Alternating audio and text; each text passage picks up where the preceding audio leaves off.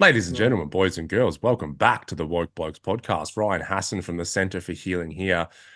Joined, I would say, as always, but not as always. I'm joined by Come on, the come the on, the bring hip, it. the cool, the funkster of Mm-hmm, Agnes Water. I believe mm-hmm, he hasn't been known as that before, but I mm-hmm, think he mm-hmm. will be known as that now. He's Just just come recently crowned. fresh off his skateboard. He's ollied his way into his office here to be on the podcast today. He's the coolest dude that I know and that you now all are aware of. It's Nick Cool Dude Mm-hmm, Sutherland. Nico, what's up, mm-hmm. dog? Yo, yo, peace up, fool. Um, yeah, just kicking it real, y'all. Oh, it's so cool. You're sipping on your chamomile tea there. It's a cup of tea with milk and honey. No, Nick, for those just listening, you probably heard in last few episode, Nick giving me crap because I've been wearing my hat backwards because I'm 40 in a couple of weeks and trying desperately to cling on to my youth. And I turned on Zoom today when good old MyndFit entered the room and Nick had his hat on backwards. And it made my day. I'm a bit sick and tired today, to be honest. And just seeing Nick with his hat backwards has lit me up. Now leave I'm it here for backwards. Leave you it backwards, I reckon. and the Or listeners. not. It's uncomfortable. It's Is it? uncomfortable. Yeah, okay, okay. Yeah. Well, Nico, we have a guest today. It's been a few episodes Mm. now since we've had a guest on, so I'm very, very excited to hear from him. We have Mitch on today. Nick, tell us a little bit about the amazing Mitch and what he's going to offer us today. I wanted to talk about UFC for an hour because me and Mitch love the UFC, but Nick's put the kibosh on that. What a good word, kibosh. And so we're just getting into probably Right. talking about mental health and shit, I guess. I'll put you both in a double headlock and came off the top rope with you and put you into a stunner and submitted you both into talking about mental health because Mitch, I just, as I said just before we got on, I think this is the first time where we've had someone who's been doing the work with MyndFit, which Mitch has been for a couple of years now, and now he's found his way into your ecosystem. So he's got a foot in both camps, and yeah, I just thought the listeners would get a lot out of listening to Mitch on his journey. You know, everyone because a trap I see people fall into a lot is they think that growth needs to be a linear trajectory, and it's like now I'm here, now I've got to get to there, and I've got to get there in this time frame. And they start comparing other people and well, where are you up to on your journey? Or Nick's there, I've got to reach where Nick is, and blah blah blah. And so I think it's really important. You know, Mitch is unique in his journey is unique, and all of our journeys are unique. So I just think it'd be really beneficial for clients and for Mitch to hear and speak about just a different kind of journey and one that Mitch is continually turning up for and what comes with that. And there's a deep amount of trust. I mean, Mitch and my relationship has evolved over the time, and you know, it's just such a privilege and genuinely an honor to be a part of someone's life in that capacity. So I just wanted to invite Mitch on to speak of it. Shoot the shit. Mitch, thanks for joining us, mate. No worries, guys. Thanks for having me. Well, I haven't got a Happy to hat be on. here. Yeah, I was just saying before, I can go get a hat, turn it backwards. I Yeah, do yeah, own a hat. I do wear it backwards. he's got a metaphorical hat on. Right, okay. Haven't you, Mitch? Um, You've got the yeah, before we jump into the nuts and bolts, I guess, Mitch, do you want to let everyone know just a little bit about you and I guess what led you? We talk about the work all the time, right? I think you said in the last episode, Nick, if you were the supreme ruler of the universe, which a role that you like to imagine many times, is that you is that you would decree what was it? You would decree that the work was mandatory. Yeah, we have such a powerful mind, and Mitch is going to be a great example of this today. And I was with a client yesterday, and the amount of suffering that we can create, how powerful our mind is, and it's neglected. People just leave it to its own device and expect to feel wonderful and happy and function well and optimally, and it's just it doesn't. The math ain't mathing. So you gotta turn up and realize what you got, and with great power comes great responsibility. So we have a responsibility to do the work, and Mitch is doing his. Yeah, nice, mate. Well, Mitch, let us know, let the listeners know a bit of your background and sort of what led you into this work. was Nick says he's been working with you for a couple of years now. Was like MyndFit your first port of call when you were reaching out for help, or was something else So, happening?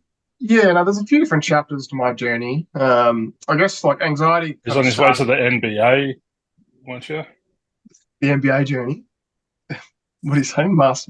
On his way to the NBA and Oh, didn't the get a NBA. contract and all went downhill from there. Yeah, yeah, Yeah. yeah. No, like anxiety started for me as like more of a chronic thing. I guess as a child, I always had like worries and a bit of an anxious mind and stuff, but it became kind of an issue early 20s, I'd say. And that's probably the first chapter. Got into a relationship that I probably shouldn't have stayed in that for much too long. And then, yeah, had various kind of iterations dealing with, a psychologist that had some results. And then that was a couple of years and then was still kind of feeling a bit lost. And I guess I just lost my center through my 20s. It was a quite a long journey of experimentation with different modalities and trying to find my way back to my center within myself. And yeah, Nick's heard it all, but there's lots of kind of experimentation with different psychedelics and meditation retreats and delved into Buddhism quite heavily and probably misinterpreted a lot of Buddhism quite heavily as well. How so? As, That's an interesting topic. Like misinterpreted. How do you think? And it's I think, very common as well. It's really common. yeah, for some reason I had this misperception perhaps that I needed to be some stoic monk without any emotion. So I think I repressed a lot of my so-called negative emotions like anger and things like that, and just got very trapped in my own mind. Like I overanalyzed a lot of things. I think I have a tendency with my mind to be overly analytical, intellectual, and that led me into a lot of problems. And still something I'm kind of, I guess, working through is to try and allow my mind and myself just to come up to the surface a bit more and not needing to analyze everything to death and try and find some perfect answer to it all. Yeah, well, I'm with you, mate. My I'm my working on it too. Never ending journey. we're all in the same. We're all in the same boat. My observation of Mitch was he was in suffering. He was trying all these cures and ailments and tonics and everything, and then he found Buddhism, which deeply resonated with him, and he was thirsty and he drank too deeply from the well, and he fell in the well basically, and just took it and turned it into the antithesis of what it actually is. It's the whole purpose of Buddhism is to alleviate suffering, and Mitch, as he just said, and to liberate people. And Mitch used it to be trapped in his own mind.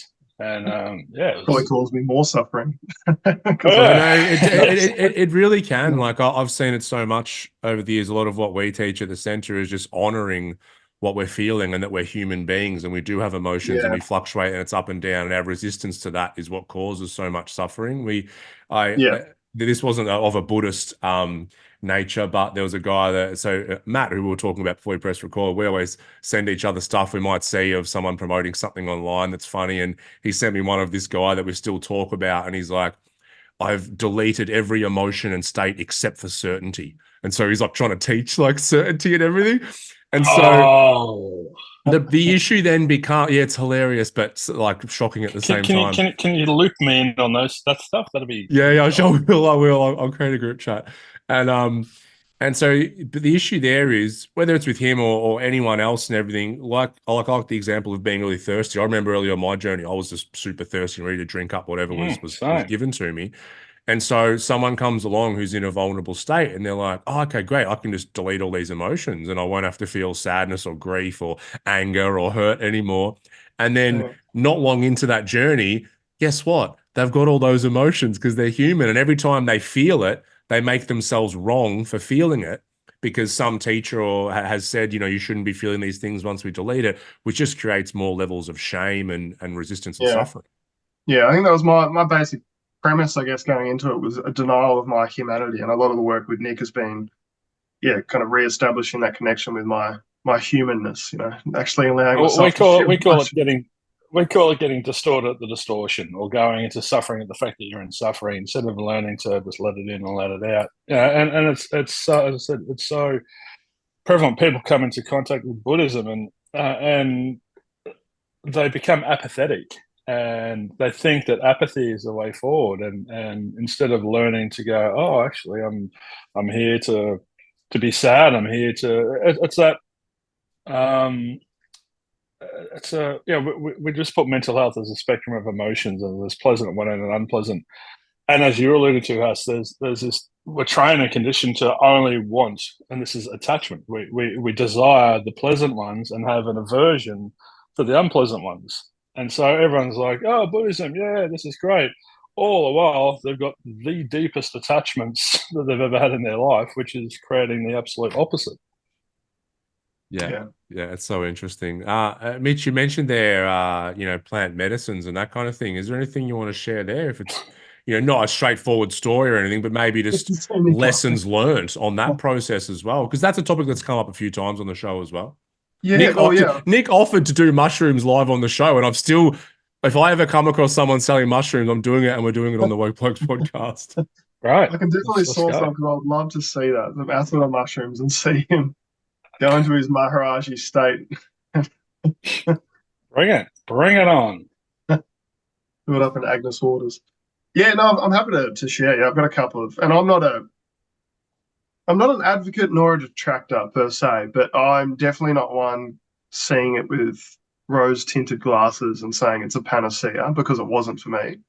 I think there's a lot of advocates for it in the psychedelic space that see it as some cure-all, and this amazing connection with divinity and God, and maybe there are examples of that, and I'm not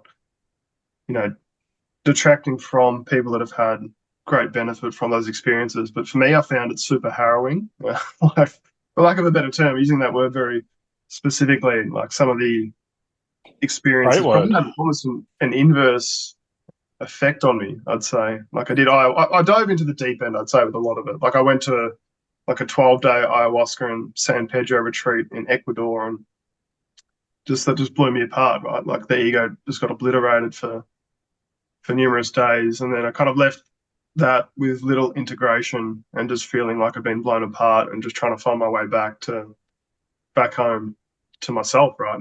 That was, yeah, it was, I guess in one sense it was, very kind of amazing experience in the literal sense of that word, but I left kind of feeling like you don't really get much integration or support after you leave the retreat, and you're just kind of back in society, and you're like, I've just been in another dimension for 2 days. It's like, what am I?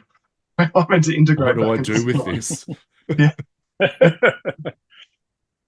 So yeah, I park in a spaceship. So you've done ayahuasca.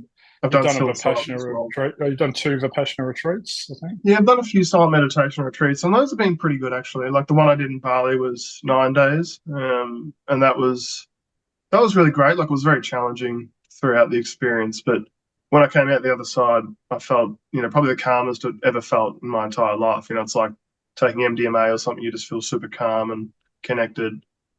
Very different to a psychedelic. Ryan wouldn't know what that's like. Ryan doesn't know what MDMA is. No, just a teetotaler. Just a little bit of milk and honey in my tea is enough for me.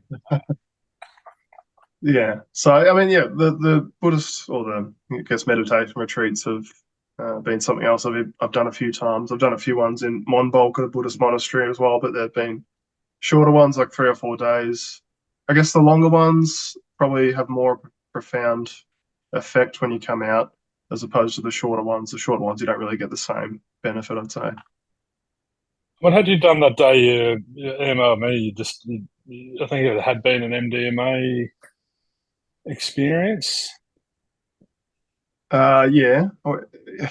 That made me sound like a drugger. Yeah, I did almost OD nice. On MDMA one time. It probably was technically an overdose, but I didn't go to hospital for it. But I missed the decimal point measuring the MDMA and ended up doing 10 times the anticipated dose, which is kind of embarrassing.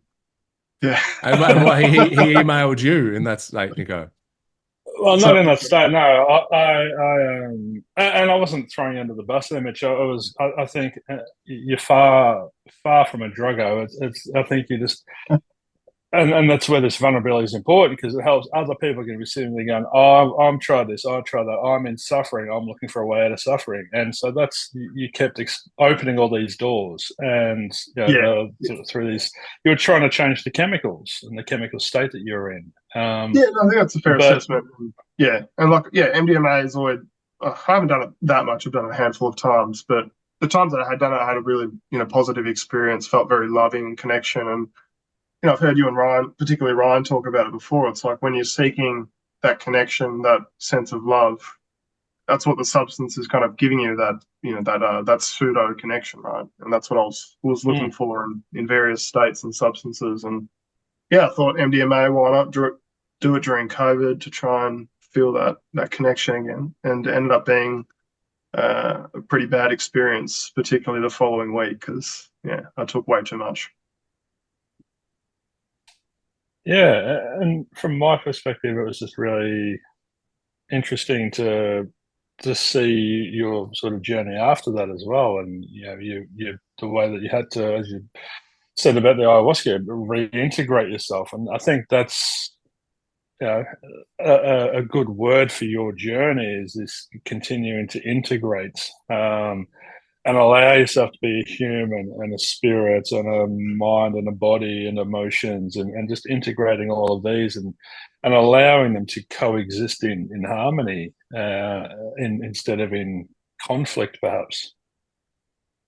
Yeah, yeah, spot on. And I think like doing the work, I probably got it wrong for a lot of the time with yourself. I came at it from that more analytical vantage point, thinking that I needed to figure something out or fix something. There was a formula to be had, and it was more about, or the work is more about acceptance and just allowing what is and what I am, which changes, every day.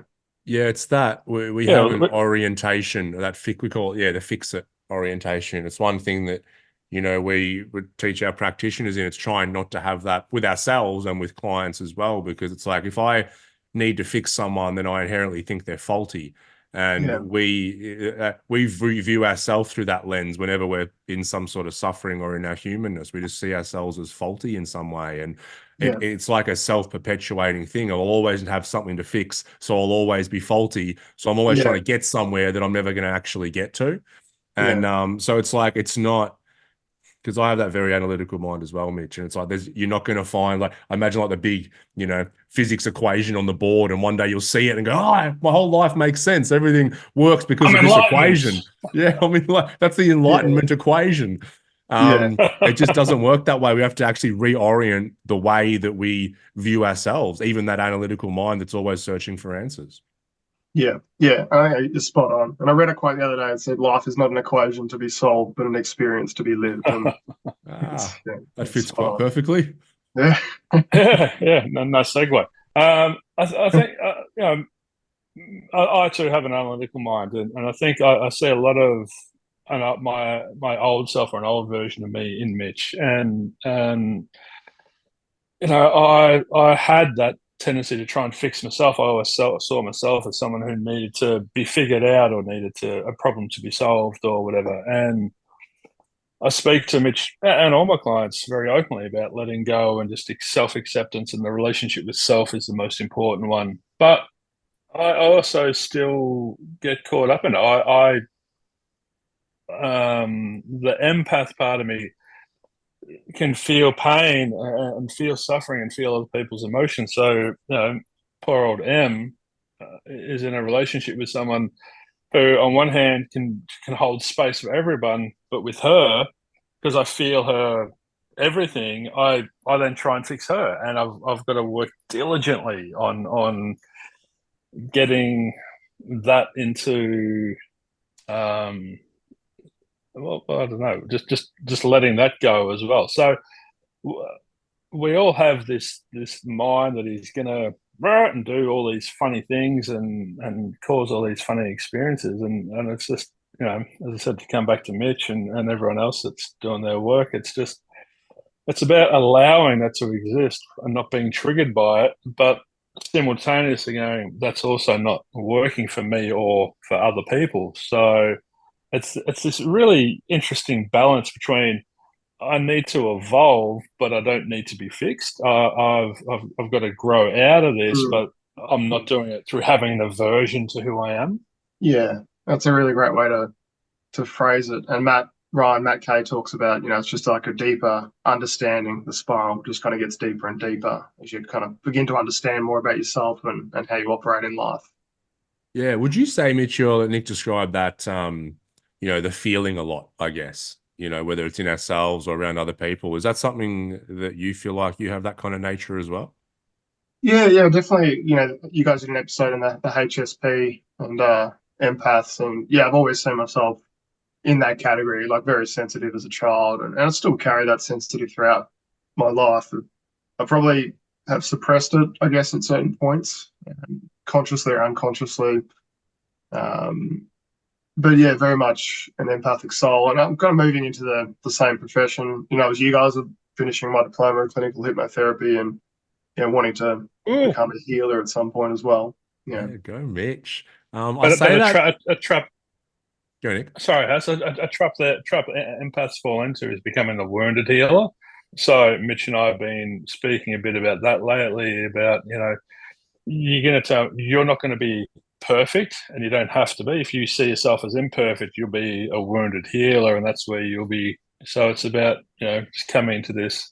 I just am, and you just are, and let's meet there and see what happens. So Oh, what a sorry, lovely go on. way to interact with another human. I'm here, you're Oh, there. Let's oh. dance. That's beautiful.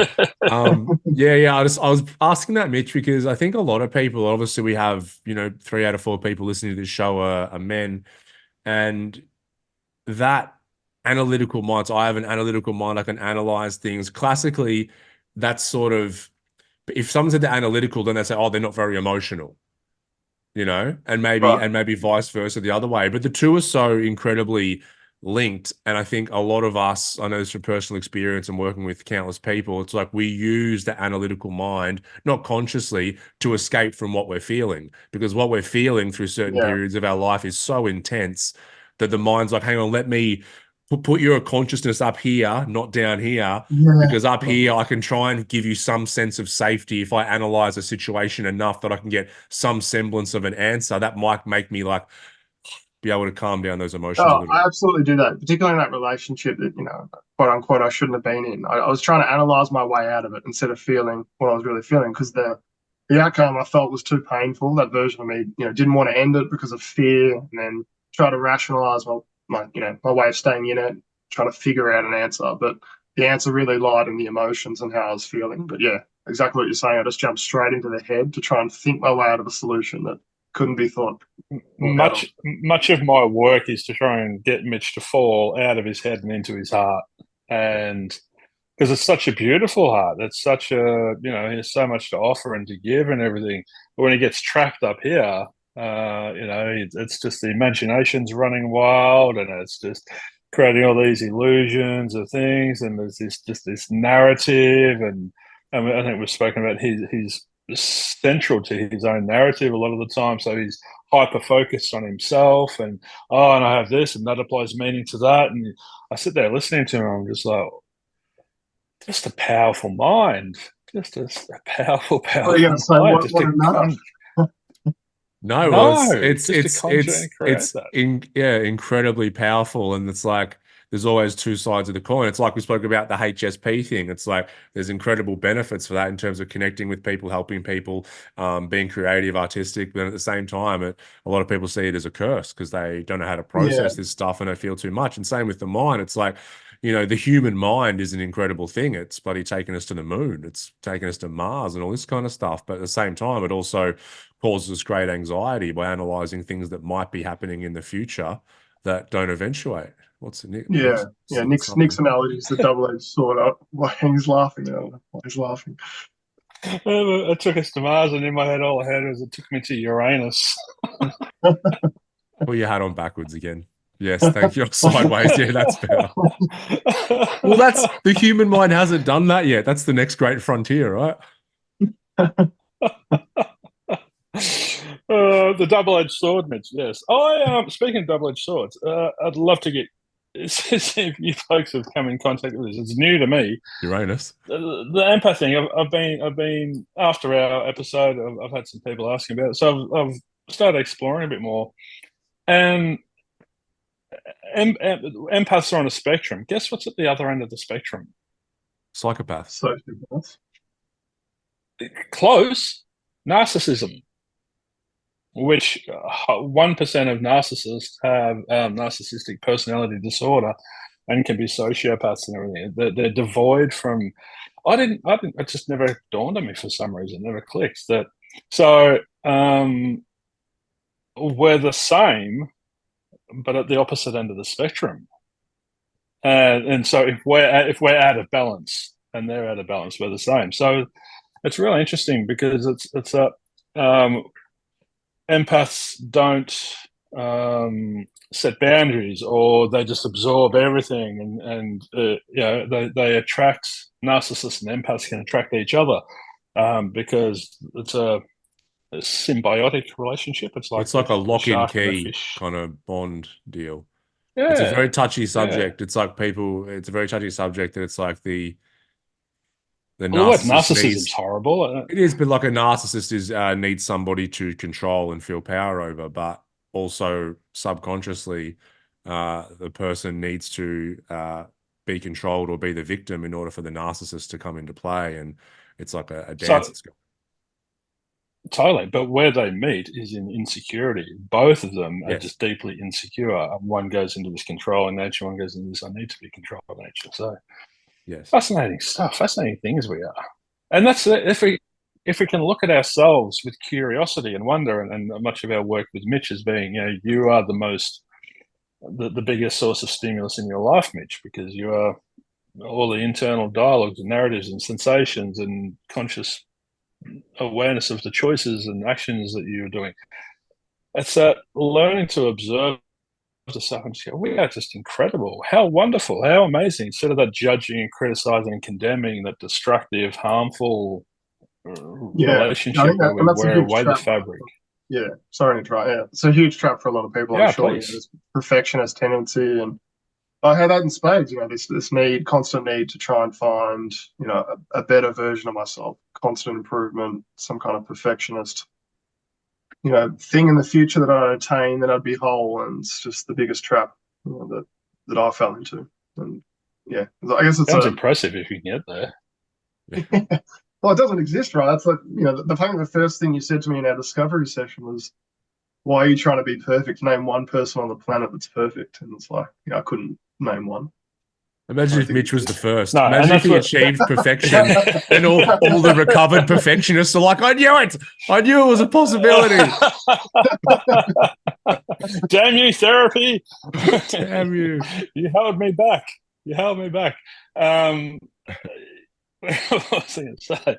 No, it's gone. I think in that initial session, it was all about just helping Mitch to realize that we can have these goals, but they're different to expectations, and that's the trap Mitch falls into, and I and you and everyone falls into, is we form these expectations, and I must get there, I have to get there, and if I don't get there, that means that blah blah blah blah, and that's where we start opening up this narrative and creating these fantastical illusions. But the goal is to just surrender, and the goal is to understand that as soon as we surrender and let go, we become we don't have to try, we don't have to, all the neurosis goes away, all the stress, all the anxiety goes away when we just like, oh, okay, I just be. And that's the biggest, it's almost too simple for our minds. It's almost, and I've spoken to Mitch, it's almost too simple for an analytical mind to grasp. What do you mean? But how do you let go? And what does letting go look like? And what happens if I let go? And just do it. Yeah, I mean, that was revelating for me when it was like, I can just be. It's like I don't need to do anything or achieve anything or change. It's like the biggest breakthroughs have honestly been that realization, which comes in like dribs and drabs, right? It's not this permanent realization. It's like you get this clarity or insight. It's like, I can just be today. I don't need to achieve anything. It's like it's a good point. But I am achieving. It's not that I'm not achieving. It's I am achieving. It's just different to what that perfectionist tendency part of me thinks I should be achieving. There's that demand on the self, which is crippling. Yeah, it's a good point though. He said, it's not like a permanent state. A lot of people on this journey think, oh, once I get past my perfectionism or my people pleasing or whatever it is, then just a switch flicks and that's it. But we come in and out of it. And maybe it's like we feel okay just being for an hour. And then it's like, okay, this is different. And it might go in a minute or 10 days. But at least now I have some guideposts of where, it's nice to get back to. That's why, meditation's, great. Sometimes we'll meditate and it might be, we've been doing it for months and months and we're like, why the bloody hell am I doing this? Then we have that moment of just peace and we're like, oh, now I'll at least know where to like set the GPS. Whereas before I didn't know where I was going. I was wandering aimlessly. And then maybe the next But time it's like, the mistake people make there is they experience that and then they form an attachment, they form a desire to remaining in that space or to keep getting back into there. They don't realize that they achieve that by letting go and just allowing that to be created. That's all we don't create it. It is created. yeah, that's right. Yeah, that's a great point. Well, I remember when Mel was pregnant with Tommy and I was reading some of those parenting books. Most of them were just complete rubbish, by the way. They do not prepare you for being a parent. Anyway, one of them that I did like, they were talking, no, this was my old mate Singer, who I bring up just about every show. But he's like, you're not making the baby. He's like, it's like, no, but we had sex and I'm growing it inside. Because go into that room and make me an eye and come back. Did you do it? It's like, no, life is making the baby. Like, it's happy. You're just sitting there, like, holding it in a compassionate way, but you're not making it. It's not yours. It belongs to the universe. Awesome. And so in that way, you kind of let go of that me and mine, which is the ego talking. Yeah. Our version of that, Mitch, is meeting the universe halfway. All you've got to do is turn up and have sex. The rest is the universe's job. That's all I have to say. I know what I'm doing the first of my day. All you've got to do is swing the golf club. The rest just happens. Oh, God, I'm struggling with that bit. Yeah, I know. Mitch. Sorry, Mitch. I had 36 points on the week. Anyway, Mitch, well, I'll start talking about golf. Where are you at the moment on your journey? Like, what's the nugget that you're chewing on at the minute, or something that's most prominent for you? Nick's laughing at the nugget chewing, I guess. Yeah, I mean, like the next chapter for me was last year. So last year, well, I'll start off the year before last year. I did 6 months overseas in Colombia and South America, which was an amazing time. I was in a really great space, and yeah, a lot of breakthroughs with Nick, and was feeling fairly centered and just happy. I mean, I guess everything's a bit rosy tinted when you're overseas. Everything's kind of new and exciting, and you're traveling. And yeah, it was a really great experience, and was learning Spanish and all the rest of it. And then I came back. It was Boxing Day of 22. So I was back, and it was kind of exciting when you come back because you're looking forward to seeing family and friends again initially. And for the first week, I felt that kind of hive coming back. And then something happened. I just spiraled really quickly in January of 2023 and just started feeling anxiety and stress to a level I've never experienced before. I'd had a lot of panic attacks and stuff before throughout my 20s and struggled with kind of depression and anxiety and things like that. But what happened last year was just on a different level. I think it was a combination of things. I'd quit my job, I'd started a business, I'd started studying, I'd come back from overseas, and my nervous system just went, nah, we don't like this, and just shut the bed, for lack of a better term. Yeah, and I was experiencing panic attacks that just weren't turning off, and this hyper derealization, and just like involuntarily shaking in bed from this kind of adrenaline. And that's something that I'm still working through, to be honest. I've improved since then. There's been different kind of ebbs and flows to that, and I've done a lot of work with Nick last year, and also with Matt Kay now through the Centre for Healing, Ryan, for the kind of nervous system side of it, which has been great as well. But yeah, there's a few funny stories now in hindsight. I remember eating Nando's at Eastland this might have been February, so it's kind of during the thick of it, and felt like reality started to bend, this like sense of derealization and unreality and panic attack. So I text Nick. I'm like, Nick, we need a session. I think I'm having an existential crisis. And Nick said the best thing ever. I still forget. He's like, is there anything bigger than that? And I'm like, it kind of broke the spell for me because I'm like, Oh no, there probably isn't actually, is there? It's like the biggest thing you could think of, an existential crisis. And I was kind of defining that, so Yeah. it was That's funny. a good I It's have to. like, one. My approach with Mitch is often because he goes so far that way. I try and stay over here and not, meeting him where he is or honoring where he is, but going, all right, you're in an you've created this narrative that you're in an existential crisis. Let's lighten that up a bit. I'm always, I don't know how Mitch is experiencing it, but I'm always trying to bring lightness to the sessions and get Mitch laughing and teach him to throw himself under the bus and not take himself so seriously a bit at times, or life so seriously, or the universe so seriously. No, and getting him to know his nature as well. Like we spoke one time, Mitch, about having the bends. It's like a diver who goes deep and comes up too quickly. And Mitch's nature and mine, and probably yours a bit, is to hang out in those depths, and because it's cool down there. And what's that? And this is cool. But everything that we love and connect with and associate with is up on the surface. So we do need to learn to live on the surface, but to pick and choose when we go deep, and there's a time and a place for it. And Mitch just hadn't found that balance yet. Is yeah, that I a think we fair use, assessment? yeah, it is absolutely. I've taken life way too seriously and all of that. And I think the Bens used that terminology specifically for that period last year where I just came to the surface too quickly. Like a diver, scuba diver coming to the surface too quickly and everything just like wigging out. It's lots of Oh, anxiety. the systems can't Yeah, regulate properly. There's too much oxygen, not enough oxygen, or too much carbon dioxide, or whatever. So yeah. I think I offered to Mitch in his last session that he needed to go to the strippers. That was my advice. My therapeutic advice. No joke, you did. Yeah. Grab some titties. Yeah, grab some titties. That was it. Grab some titties. Go and grab yourself and grab some titties. Have you followed your therapist's advice, Mitch? My guru's sage advice. I didn't actually go to the Super Bowl. I followed the advice and went to the Sporting Globe for Super Bowl Monday with some mates. So that was the Yeah. strip. That was the grounding. Yeah, it's all a balance, isn't it? We're always understanding our nature and knowing where we need to balance out. And Yeah, yeah, I know for me, if I get my mindset on something, then I will go down that thing and start to neglect these other areas of my life. And if I keep doing that, I will end up out of balance and things yeah, like that, like going out with friends.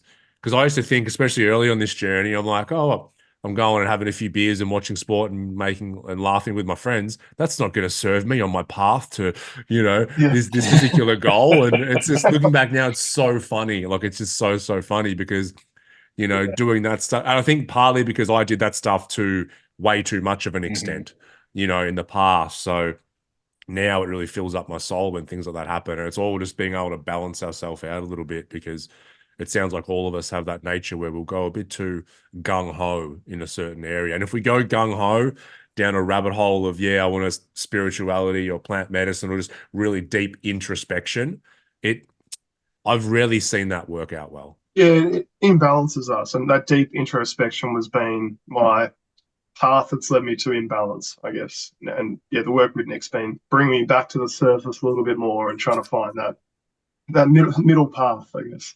It was a metaphor, Ryan. It was a metaphor. It Yeah, was just. sure it was. Sure it But I was. think that's what drew you to Buddhism in the Metaphorical first titties.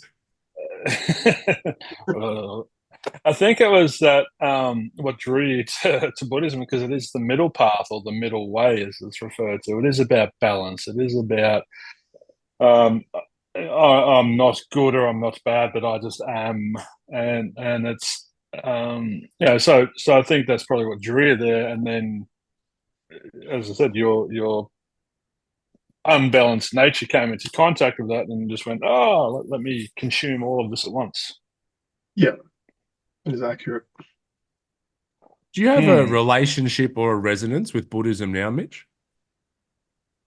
Yeah, I do. Look, I do. Yeah, I still enjoy it. Like it's the one thing that I was drawn to out of all the religions, and just the one thing that I guess my mind enjoys it because like the book, I guess, was quite intellectual. Like a lot of it's quite technical and proficient, and there's a numbering system to it, and I do enjoy reading it. But it's more like if I come into contact with philosophy or spirituality or psychology now, I'm trying to come at it from the angle of playful curiosity rather than this, I need to figure this out.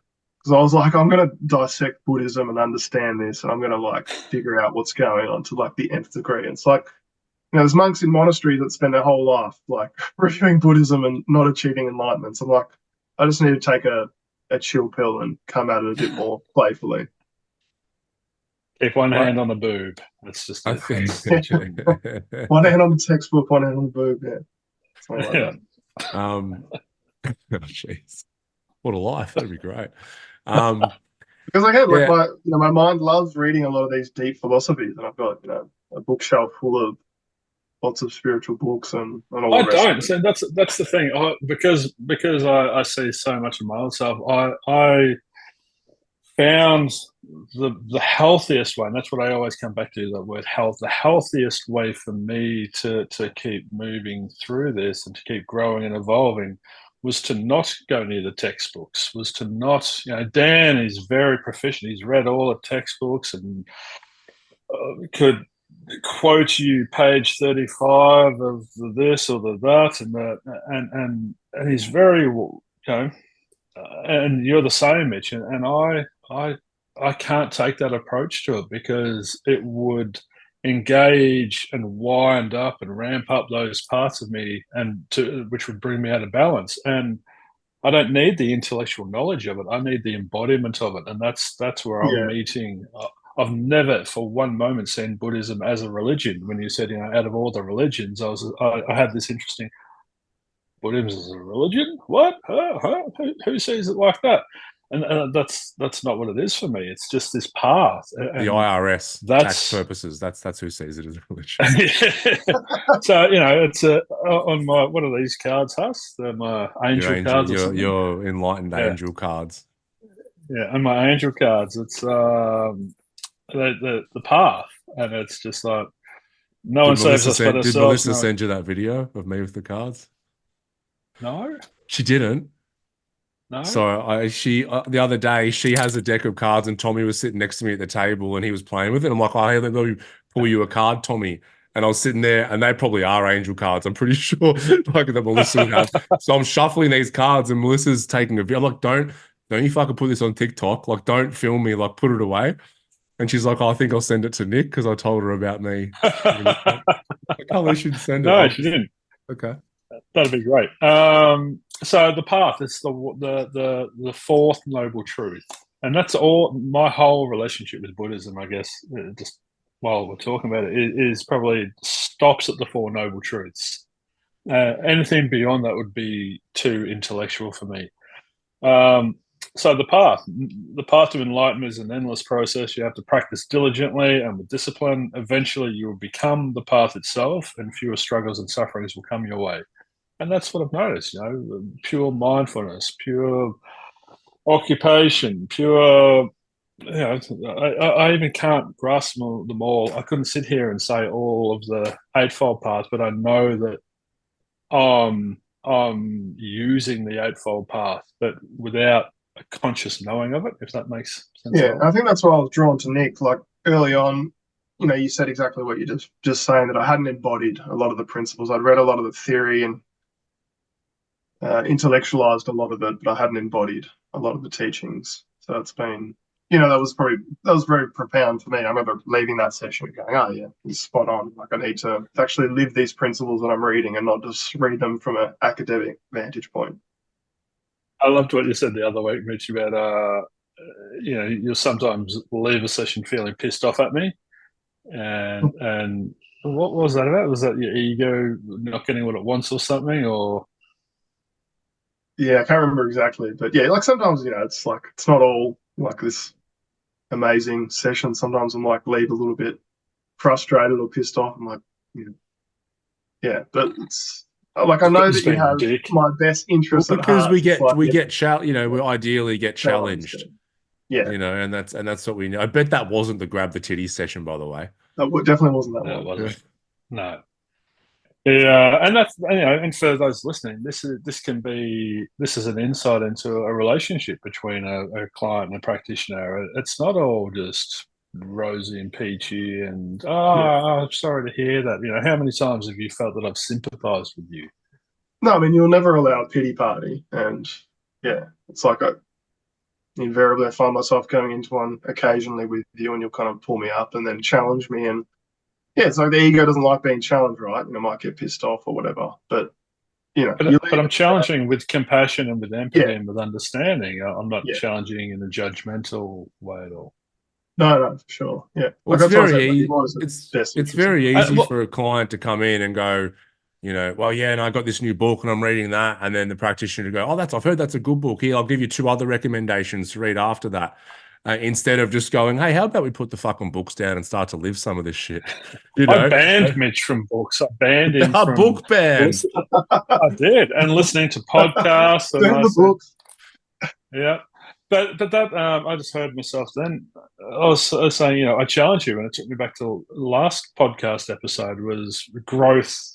Demartini grows at the intersection of support and challenge, and so I'm supporting Mitch and I'm challenging, and I'm supporting and I'm challenging, I'm supporting and I'm challenging, and that's his growth has been at the exact pace that it's needed to be, and his ego sometimes with this perfectionist attitude goes, damn you, Nick, you're holding back. I'm not enlightened yet. I'm not perfect. Why am I still on this journey? And that's where I'll just hold that space for him again and go, because you're human, buddy. Remember that? And, oh, fuck, yeah. And then he comes crashing back down to earth and he's like, oh, that's right. I love being human. I love being Mitch.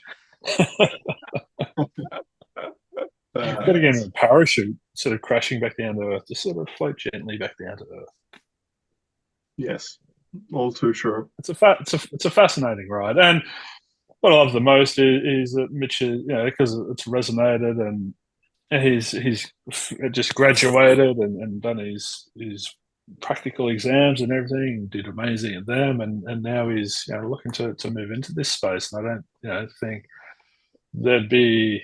He's very qualified to come into this space now, but the next hurdle for him to overcome is this: am I qualified? We can all sit here and go, yes, you're qualified on that level, and I think you're qualified on that level. But it's for Mitch to kick in that self-belief and that self-trust and but cultivating all those parts now to go, yeah, I can help someone else. And is that what's next, Mitch? That's what's on the horizon for you? Yeah, I'm in a bit of a transitional space in some sense. Like I've been a town planner for over a decade. I did a 4-year uni degree as well. So it's been kind of 15 years in that one pathway. And then that never really felt like the shoe that fitted for me. And I guess through work with Nick, I've kind of realized that maybe I'm more suited to, as an empath, kind of becoming a healer or entering that healing profession, however you want to frame it. So yeah, but there's not immediate rush, but I do want to transition into it over the next kind of 1 to 2 years. Yeah, I need to earn a living, and town planning is what brings in the money at the moment. So, yeah. I don't know. I thought the other day, because of my own experience, it doesn't need to be a full-time job either. You can still you can still do town planning 2 days a week, 2.5 days a week, and then see, 10 clients a week. There would be balance. There would be a healthy. I think if you went full-time therapist, maybe that would be, not great for you and in turn your clients. Yeah, I'll probably straddle the fence anyway for a couple of years for sure. So yeah, I don't know. We'll see how it all plays out. Straddle the fence. Are you laughing at that, Nick? No, I was like, just got to, that empath kicked in. I was like, oh, that would hurt. Straddling the fence. a metaphorical straddle. Yeah. So, yeah, look, I hope so. And I hope that, like the sessions that I've done through my course, I've done 10 practical sessions and they've resonated with me. I've enjoyed doing them and felt comfortable in those shoes. So I'm looking forward to kind of segueing into that space eventually. So if someone's sitting there thinking they're in an existential crisis, Mitch, and they've been in suffering and they've been up in their head for many years and filled with feelings of anxiety and depression and lost, confused, which way's up, which way's down, what would you offer to the person sitting and listening to this in your position now? What advice would you give them? Please tell me on the spot. Yeah. Go see Nick. I think there's. Go see Nick, grab some titties. I think that's probably Yeah. Go to Spearmint Rider. I think, there'd be numerous things. First of all, is that you're okay and you're on a journey, and there's no quick fix, but you also don't need to be fixed. It's just about undoing layers of conditioning and aversions that we have to ourselves. Essentially, I think a lot of it comes down to the kind of aversions we have to our own self, our own person, and just really starting to allow ourselves more just to be as we are, accepting more of ourselves. So could we reframe this whole notion of therapy? Instead of going to therapy, could we get rid of the word therapy perhaps and go, all right, we're going to go into, my client yesterday is a plumber, and he was talking to his apprentice, and his apprentice said, I'm feeling anxious and depressed and open up. And I'm like, great. And what did you say? He said, yeah, I started telling him about this. And, I said I went to a therapist. And I'm like, okay. And what happened? And he said, yeah, he goes, oh, what? You want me to go and talk to some stranger and speak to a teddy bear and lay on a couch? And I'm like, wow, what an interesting insight into. Yeah. So I don't think we're helping people to come and do this work because we're therapizing in it. So I think we could change the label of therapy and just go, just come and unpack some stuff and learn. What else could we call it? What would like to get in the mental gym? You need to go to get in the mental gym, the emotional gym. No, it's not even, because it's still mental. It's still up here. It's getting people out of there, and so it's just education. It's just learning. It's unpacking. It's dissolving. It's breaking down, and so you can then break through. Go talk to a non-judgmental mirror of reflection. That's the way frame. Oh, there we go. There we go. Yeah. There we go. Like, well, where are they? Got to go to Bunnings to get one of those? Is it nonjudgmentalmirrors.com.au? Be on eBay. Yeah. Because you got to call it something though. Because you go, blah blah blah. Like, who am I going to see? Yeah. So Mitch was in suffering, and he's turning up and learning a process and learning a different way of doing things, and it's just all trial and error. It's explore and experiment. It is this. I don't therapize anybody. I don't do therapy. I'm not a therapist. But what do we tell that apprentice? Do we just say, I need to put you in contact to speak to someone who understands it and who's been there before?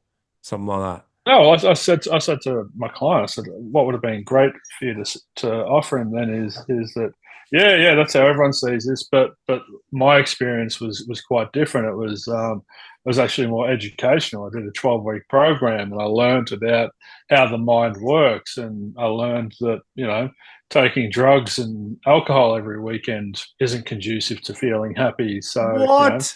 That sounds like a rubbish course. Oh, sorry. So I forgot who I was speaking to. And it can land you in jail and get you doing hard time. So peace out to Maselli's. Those we lost along the way in those 2 days. Peace out. Lost along the way. Still doing hard time. Think of you, man. So I don't know. I don't have the answers. It's just I said just explain to him. It's more about learning. It's more learning than therapy. You don't need therapizing. You need to learn that your mind creates these certain emotional states, and some of them are pleasant, some of them are unpleasant. If your mind is operating in this way, it will create more unpleasant emotions. So you can learn to train it to operate differently. I'd probably get rid of the teddy bear out of the MyndFit headquarters, if I'm being honest. Now, Mummy, why did you do that to me as a child? Imagine being a fucking therapist and doing that. Oh no. Dad, no, Daddy.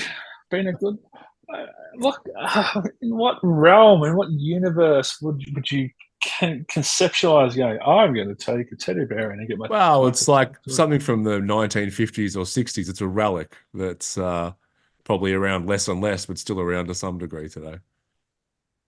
They do that, do Well, they? Yeah. I don't know. Yeah. Actually, Whatever right. works. Whatever works is my motto. Whatever works. Whatever works. Oh, Mitch, Um, this has been great. I think that a lot of people will resonate with this. You know, one thing for me, like all the people that I've worked with over the years, whether they've come in for, you know, addiction, alcoholism, stress, all that, pretty much all of them say that they overthink shit. Yeah, A lot of people yeah, that are listening to this who've probably never reached out for help are probably struggling with something similar to some degree. And just to know that it's normal, it's part of the human experience under certain conditions is just vitally important. So I hope that anyone listening who hears this is encouraged, if it is a real problem for them, to reach out somewhere to get help from it. come and join the recovered overthinkers group, well, thanks for having and me, guys. let's support Mitch in his pursuit of perfectionism. Let's all get around Mitch and help him be the first person to be Yeah. perfect. Yeah. How would we do that? We'd Can you have build to statues of me in gold and put them around the CBD? Yeah, once you're perfect, not Yeah, before. yeah, yeah. Once I'm yeah. That's perfect. another funny thing about Buddha. Did you tell me this, Nick? Who someone told me this? That like literally in some of the ancient Buddhist texts, the Buddha literally said, like, do never make statues of me. If you see one, cut its head off. There's literally like a million Buddha statues in the world. People can't help deifying other people. It's so funny. I know, right? It's just, yeah, Please don't deify yeah. me. Oh, we should extra deify him just because he said that. It's just humans are Gonna so ramp funny. this deification up, everyone. We're going platinum now. Yeah, Don't yeah, fuck yeah, gold yeah. off. We're It's going to be covering in platinum. It's going to be platinum. slightly bigger than the next biggest Buddha statue, just so ours is a little bit bigger. Because that's what Buddha would have Imagine if wanted. he came back. Imagine if he came back and everyone knew that he came back and knew that it was him, and he's walked around going, "Take that down. That's wrong. That's Imagine wrong. that. Would he That's just wrong." break down? He'd just walk through Thailand or something and just drop to his knees and go, for God's sake. No, he just walk around going, "That's shit. Get rid of that. Piss that off. You're doing that wrong." And everyone, Buddhism would have to collapse and then, come back up again Do you differently reckon he'd be without all like, the. I reckon the way he'd do it, he'd go, all right, knock all these statues down, come with me, everyone, we're going to the strippers, grab some titties. And then Buddhism would be built up from that point. It's say Mitch rolling along, just about to walk into Kittens in South Melbourne, and he'd be like, "Follow that man. He's on the path. He's the He's path. enlightened. He's on the path." He is the path. He sees Mitch coming out at 4 a.m. covered in glitter and Grabbing a titty with the Buddha. This You take man left, has I'll take reached the it. He's reached enlightenment. All right. Well, let's wrap it up there. I'm glad we took Buddha to the strippers. That seems like a really respectful and apt way to finish the podcast. Yep. All right. Thanks again, Mitch. Really appreciate you openly and vulnerably sharing your story, mate. It's that's how Yes, we. thanks, Mitch. Yeah, that's how No we worries, eradicate boys. shame. Good on you, mate. Thanks for having me. See you.